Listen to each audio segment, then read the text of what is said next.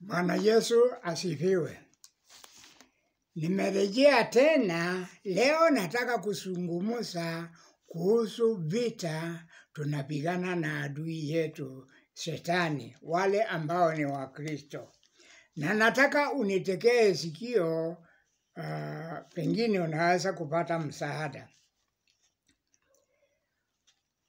Vita vyetu sio kwa ajili ya maombi marefu, sio kuongea na lugha, sio kwa mkubwa au kwa ajili ya ukubwa ulio nayo, na kutii sio kwa utajiri. Yesu alituambia tukiwa na imani tutaweza kuhamisha mlima, kuambia mlima toka hapa uende baharini na utaenda. Kumbuka, Elia alikuwa mtu kama sisi na aliomba mvua isinyeshe juu ya nchi miaka 3.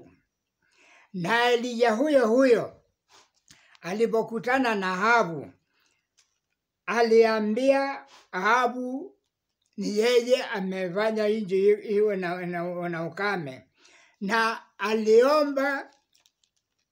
aliomba wakati baada ya kumaliza madhabahu na kumaliza wale wafuasi wa Baali, aliomba Mungu ili kunyeshe. Na aliomba mara 6 akiambia mtumishi wake, enda nje uangalie kama baharini kuna kitu. Mara 1, mara 2, mara 6 akimwambia haoni kitu. Mara ya 7 akamwambia nimeona wingu kidogo imetokea baharini kiasi hii. Akaambia mtumishi wake, enda umwambie Ahabu akimbie asinyeshewe. Mvua ikanyesha. Sikia, angalieni kama kuna kitu hatuna kwenye bahari. Na nataka tuelewane na wewe, Ahabu alikimbia. Na hiyo unaweza kupata Wafalme wa Kwanza 18 mstari wake 43 hadi 46. Waisraeli wakiangusha ukuta wa mji wa Yeriko, waliambiwa waende na makuhani na tarumbeta 7 na pembe za kondoo 7, ili wakizunguka mji wa Yeriko kile siku wasunguke mara 6. Siku 6 wakizunguka mara 6 na kurudi wapumzike. Siku ya 7 wakaambiwa, endeni msunguke mji huo mara 7 na mkimaliza tarumbeta sipikwe, pembe za kondoo sipikwe, na makuhani wakitangulia kufanya hivyo. Na ya mwisho wapike makelele. Mji wa Yeriko ukaanguka bila kuguswa na mtu. Yesu aliambia ikiwa tunaomba jambo lolote tukiamini. Tunaona maneno hayo Marko 11 mstari wake 24. Kwa sababu hiyo nawaambia, yoyote myaombayo mkisali, aminini ya kwamba mnayapokea, nayo yatakuwa yenu. Tuombe. Mungu Baba yetu, nakushukuru kwa kunipa nafasi hii niweze kuongea mambo machache ili wasikilizaji wangu waweze kuyasikia. Uwabariki waweze kusaidika. Na ni katika jina la Yesu Kristo mkombozi naomba. Wapendwa, ukisema au ukibeba Biblia, jua sio kitabu unabeba kama zile vitabu vingine vya kawaida. Na unaposoma Biblia usisome kama unasoma vitabu vingine vya kawaida. Nataka nikwambie Biblia unasoma, unabeba, ni silaha ya kuangusha mambo makubwa ya shetani. Ni chombo cha kuogopwa na chenye uwezo. Sikiliza vizuri, sio lazima ukiomba upate jibu wakati huo. Mungu anajua mahitaji yako. Unaweza kuomba ikiwa kuna haja, hakujibu wakati huo, kwa maana kuna haja. Ikiwa sio jambo ya lazima, Mungu anakuambia ngojea mpaka wakati utafika na atakupea, na hiyo ni majibu.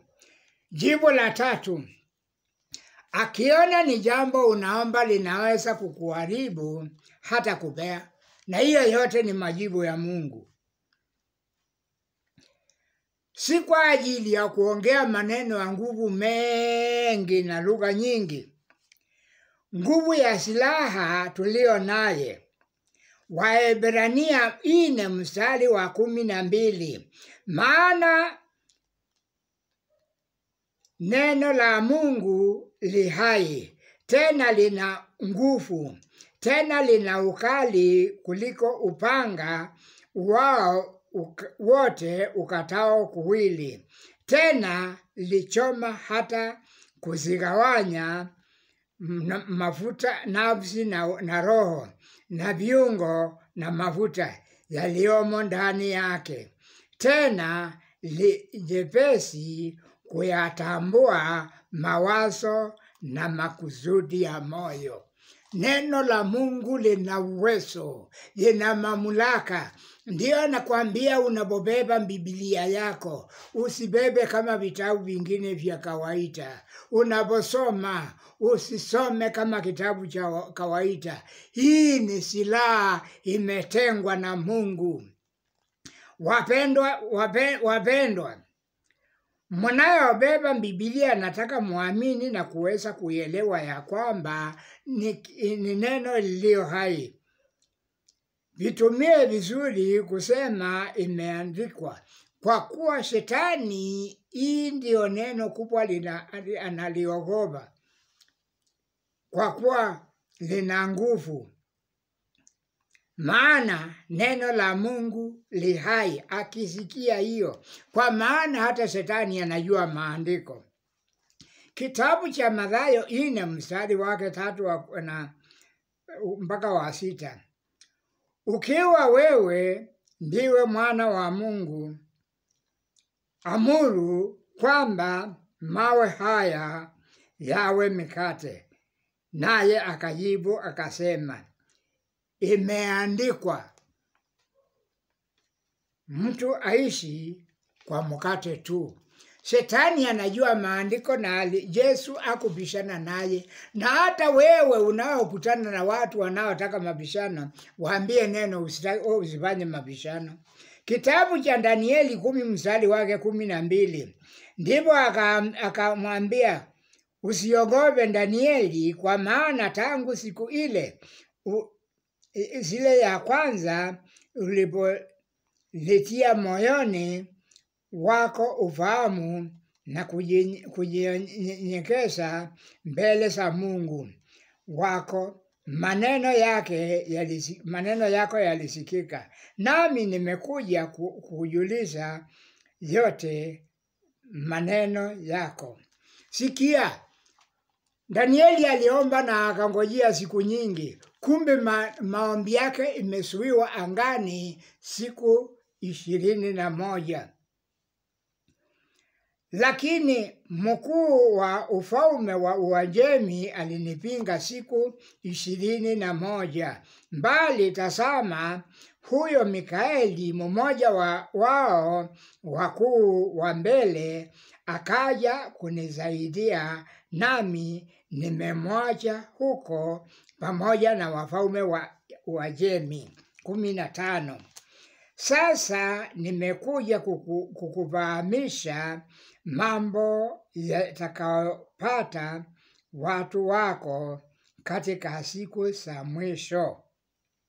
Maana maneno hayo ni ya siku nyingi ya baadaye. Nataka ujue pana haja ya kungojea. Ukiomba ungojee. Mungu hajasahau na hakuna dustbin ya maombi. Satani alijua maandiko sana, yeye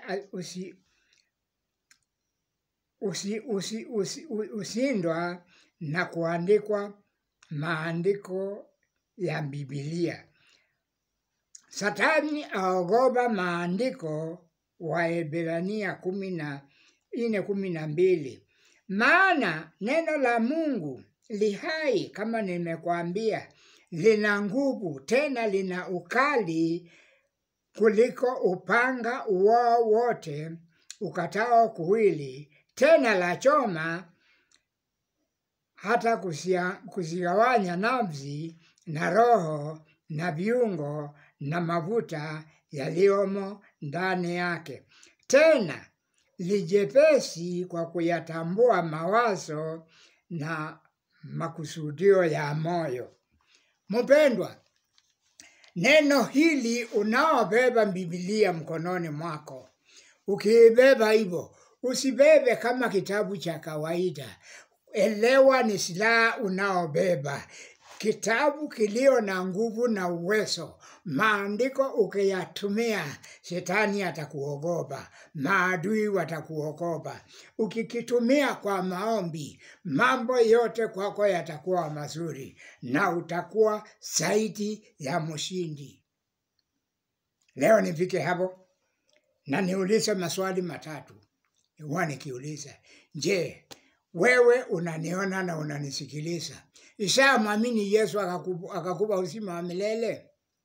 Kama ulifanya hivyo ni vizuri, lakini kama bado, amini sasa nikiomba uwe umesamehewa. Umepewa uzima wa milele. Swali la pili, huenda ikawa uliamini na ukaanguka kwenye dhambi na hujapata nafasi ya kutubu. Ungama dhambi zako saa hii nikiomba uwe umesamehewa. Kwa maana neno latuambia yeye ndiye avutaye dhambi zetu na hata zikumbuka tena. Swali la tatu, wewe siku ile uliamini, Bwana alikupea kipawa gani cha kumtumikia nacho? Mimi ni mhubiri.